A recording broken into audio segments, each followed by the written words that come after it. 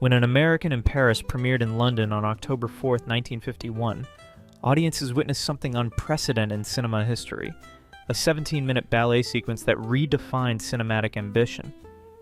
The US release followed on November 11th, marking Gene Kelly's bold experiment to blend classical ballet with American jazz.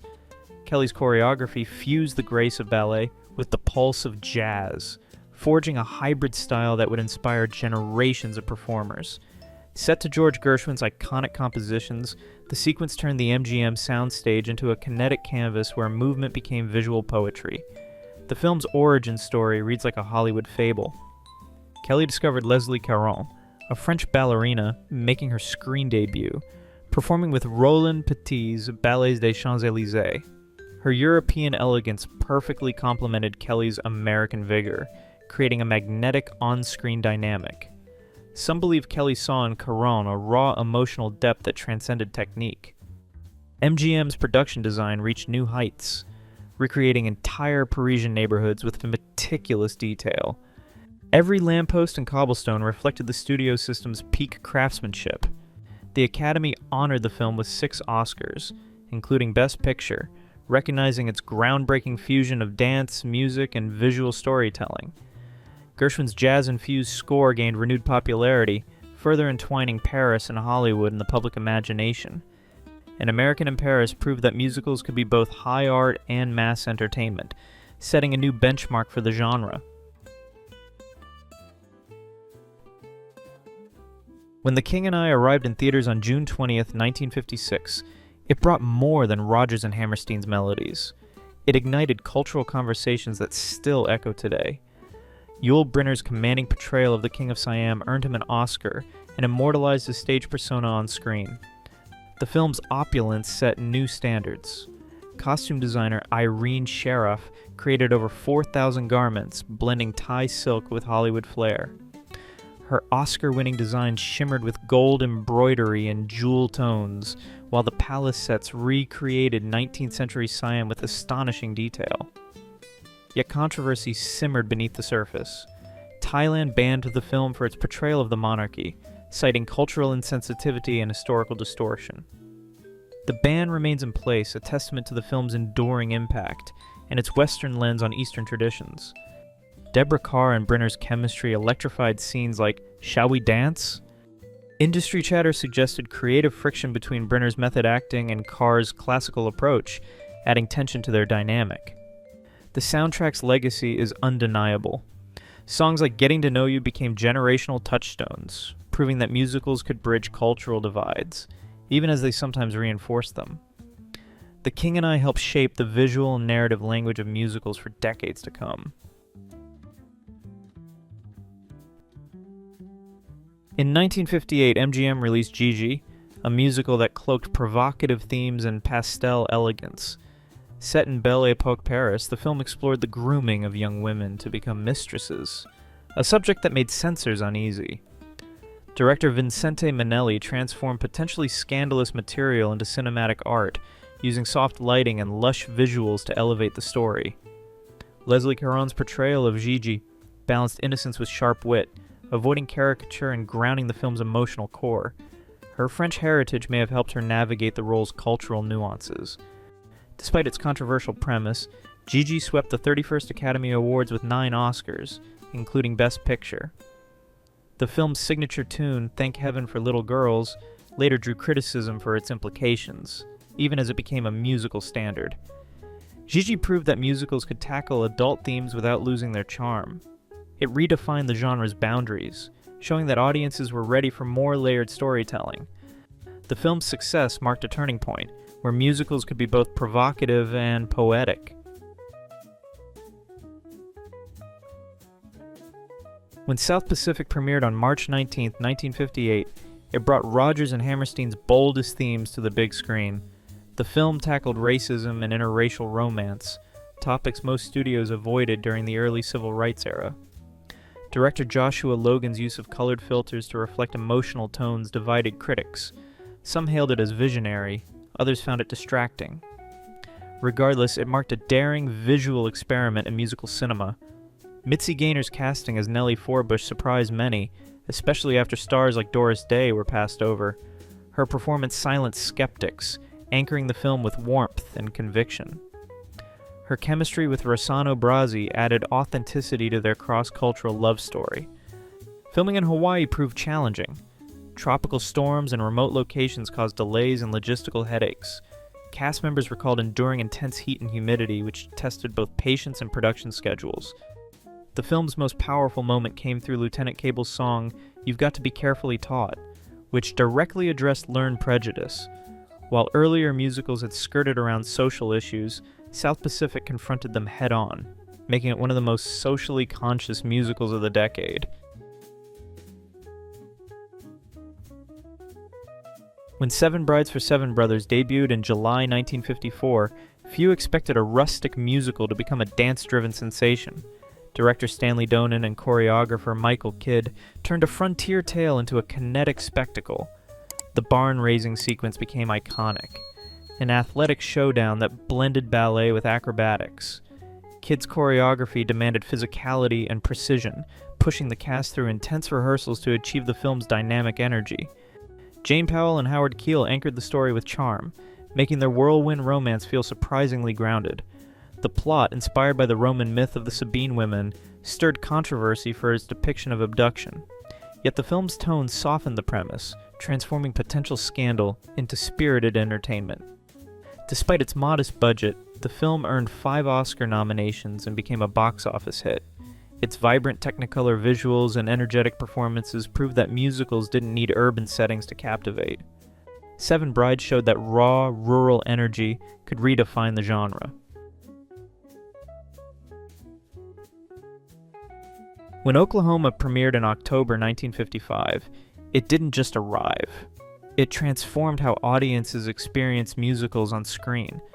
More than a Broadway adaptation, it was the first film shot in Todd AO, a revolutionary widescreen format that turned stage intimacy into cinematic grandeur. The technology required custom equipment, but the payoff was sweeping vistas that immersed viewers in the American frontier.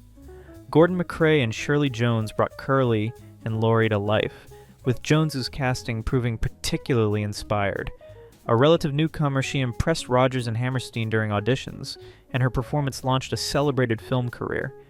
Some suggest established stars were passed over to capture the character's youthful optimism, a risk that paid off. Filming in Arizona rather than Oklahoma sparked minor backlash among purists, but director Fred Zinnemann's choice delivered stunning visuals. The red rock landscapes and consistent weather conditions gave the film a visual identity that elevated storytelling. Rodgers and Hammerstein's score, especially "Oh, What a Beautiful Mornin'," became embedded in American musical tradition. While the stage version had already pioneered the integration of song and story, the film adaptation solidified this approach for future musicals. Its hopeful vision of frontier life resonated with post-war audiences, securing Oklahoma's place as a cultural landmark. When Gentlemen Prefer Blondes hit theaters on July 1st, 1953, it delivered something Hollywood hadn't quite seen before, a Technicolor spectacle that had turned female friendship into box office gold.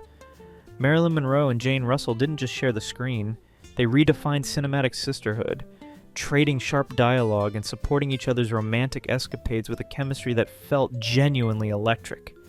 The film's standout moment came when Monroe donned that iconic pink gown by William Travilla and performed "Diamonds Are a Girl's Best Friend." Despite whispers about her reliability, Monroe delivered a performance that required multiple takes due to its intricate choreography. That 3-minute number became cultural shorthand, echoed in Madonna's Material Girl and countless drag performances that still light up stages today. But the real innovation lay in the script. Charles Lederer's adaptation of the Broadway musical by Joseph Fields and Anita Loos gave its leading ladies wit, ambition, and unapologetic charm. In an era when women were expected to choose between brains and beauty, Lorelei Lee and Dorothy Shaw wanted it all: love, diamonds, adventure, and security, and they weren't asking permission. Some believe the film's bold portrayal of female independence stirred controversy in conservative circles, but its commercial success proved audiences were ready for this kind of storytelling. Monroe's performance here arguably set the tone for her future roles, establishing the bombshell persona that would define her career. The film's legacy continues to shape female-led comedies and musicals to this day. The Pajama Game, released in 1957, brought labor disputes and love to the silver screen, reflecting post-war America's shifting social landscape. Adapted from the Broadway hit, the film tackled union activism and workplace romance with surprising boldness. Doris Day shone as Babe Williams, a union leader fighting for a modest raise. Her performance blended humor and strength, earning critical praise. Paired with John Rait's Sid Sorokin, their chemistry added emotional depth to the factory floor setting. Bob Fosse's choreography introduced a new visual language. Numbers like Steam Heat featured angular, mechanical movements that mirrored industrial life. Fosse's style, part sensual, part robotic, redefined how dance could reflect narrative themes. Shot on a modest budget, the film relied on practical sets and ensemble energy. This grounded approach resonated with working-class audiences, turning the film into a sleeper hit. The Pajama Game's focus on gender roles and labor rights felt ahead of its time. Songs like Hernando's Hideaway became cultural staples, and the film proved that musicals could spotlight everyday struggles without losing their entertainment value. In 1956, MGM reimagined the Philadelphia story as a musical, creating High Society, a glittering blend of jazz, romance, and star power.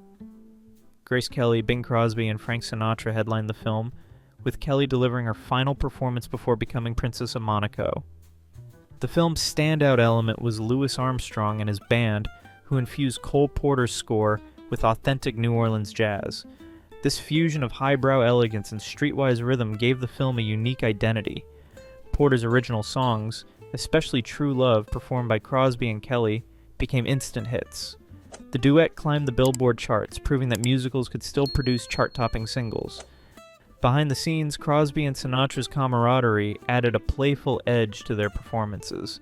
Their friendly rivalry brought spontaneity to the script, while Kelly's real-life royal romance added a fairy tale glow to her role. Released just months after Kelly's wedding, High Society captured a moment when Hollywood glamour and jazz innovation collided. It remains a testament to the genre's ability to evolve while celebrating its roots.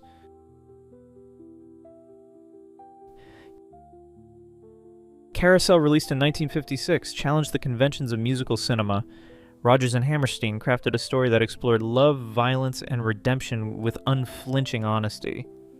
Gordon MacRae and Shirley Jones portrayed Billy Bigelow and Julie Jordan, a couple caught in a turbulent relationship. MacRae's Billy was no traditional hero. His flaws made him both compelling and unsettling. Jones brought emotional nuance to Julie, making her devotion both poignant and painful.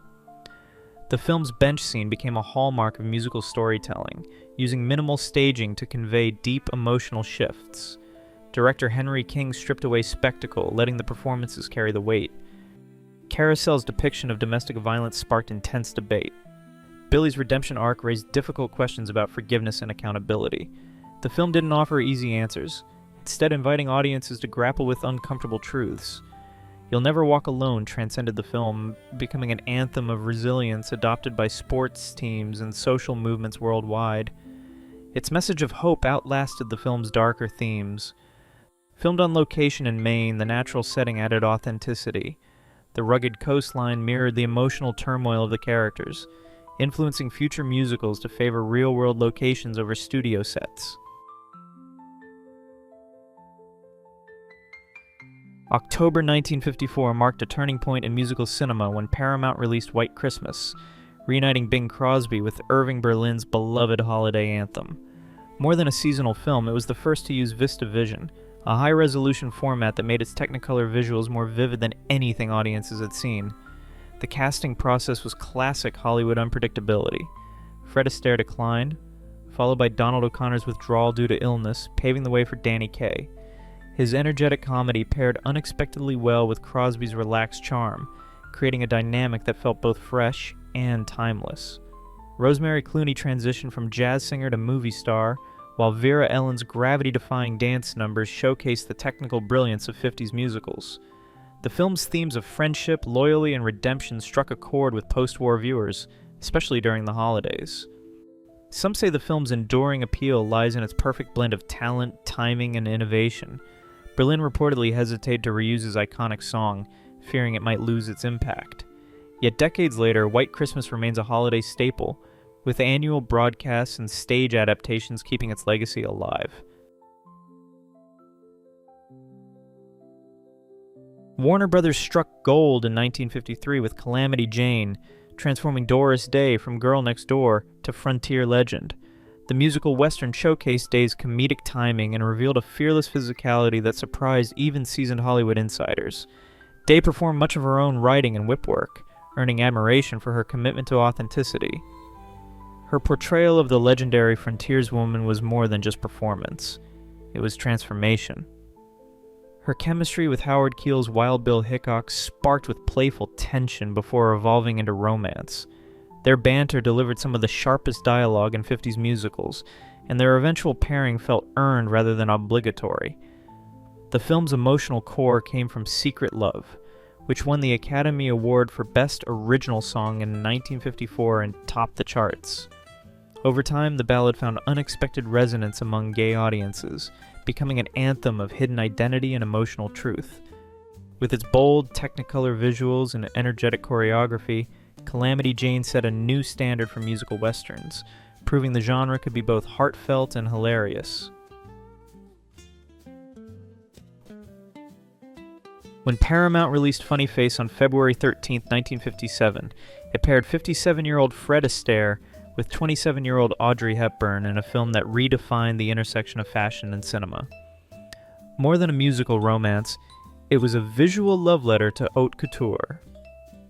Hubert de Givenchy's collaboration with Hepburn produced a fashion montage that critics still cite as transformative. His designs didn't just clothe Hepburn, they elevated her into a cinematic icon, influencing fashion photography for decades. Hepburn's character arc mirrored her real-life rise from unknown to international star, lending her performance a sincerity that resonated deeply. Meanwhile, Astaire's character was modeled after famed photographer Richard Avedon, who served as the film's visual consultant. His influence shaped the film's aesthetic, with some insiders suggesting he had a hand in directing key sequences. The Gershwin score, featuring Swonderful and How Long Has This Been Going On, added emotional depth to the film's stylish surface. Funny Face's legacy lives on in modern fashion campaigns and films that continue to chase its effortless blend of elegance, music, and romance. When Damn Yankees debuted in 1958, it proved that Broadway's magic could translate to the silver screen, even with a plot involving baseball and a deal with the devil. Adapted from Douglas Wallop's novel, the film followed a middle-aged fan who trades his soul to help the Washington Senators beat the Yankees. Gwen Verdon reprised her Tony-winning role as Lola, delivering Bob Fosse's choreography with unmatched flair. Her performance of Whatever Lola Wants became iconic, inspiring countless reinterpretations in pop culture. Ray Walston's portrayal of Applegate, the devilish dealmaker, struck a balance between menace and charm. His interplay with Tab Hunter's earnest hero added emotional depth to the film's fantastical premise. Studio executives reportedly debated whether audiences would embrace the film's unusual mix of sports and the supernatural, but its success proved that genre blending could work. Damn Yankees stood out among the decade's Broadway to Hollywood adaptations, appealing to both theater lovers and baseball fans. If you've enjoyed this video, please leave a like and comment. Also consider subscribing and hitting the notification bell to get notified of our new videos each week. Thanks for watching.